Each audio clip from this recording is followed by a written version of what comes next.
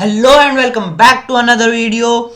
इस वीडियो के अंदर मैं आपको बताने वाला हूं कि हम अपनी पीपीटी प्रेजेंटेशन की जो स्लाइड है उसकी साइज कम ज़्यादा और अलग अलग तरीके से वेरिएशन कैसे कर सकते हैं। जिस तरह से मैं वीडियो बनाता हूं तो मैं अपनी स्लाइड को 16:9 के एस्पेक्ट रेशियो में कैसे फिट करता हूं, वो सब आज मैं आपको बताने वाला हूं। तो सबसे पहले हम अपनी पीपीटी खोल लेते हैं। जब से हम खोलते हैं हमारे सामने इस तरह का पूरा इंटरफेस खुल जाता है।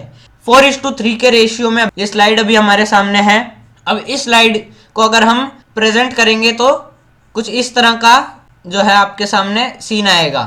एंड यहाँ के जो दो कॉर्नर्स हैं ये ब्लैकआउट एरियास आपको दिखेंगे जो कि बिल्कुल अच्छे नहीं लगते देखने में। उस ब्लैक एरिया को आउट कैसे करना है वो अभी मैं इस वीडियो में बताने वाला हूँ। तो सबसे पहले हम जाएंगे डिज़ाइन में जाके पेज सेटअप पे जाएंगे। पेज सेटअप पे गए बाद में आपको यहाँ पर पेज की जो है लैंडस्केप एंड पोर्ट्रेट में इसको आपको करने का ऑप्शन मिल जाएगा। देन यहाँ पर स्लाइड्स साइज्ड फॉर में आपको जाना है। यहाँ पर 4:3 का रेशियो है, इसको आपको 16:9 का कर देना है। यहाँ पर आपने दबाया ओके।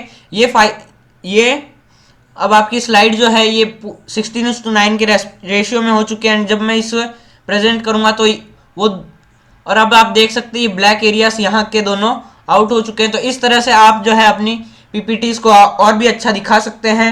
इस वीडियो के में इतना ही।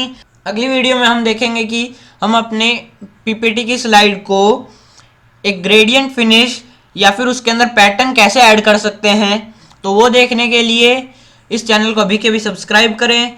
एंड अगर आपको ये वीडियो अच्छा लगा हो तो लाइक का बटन दबा दीजिए। मिलते हैं अगली वीडियो में।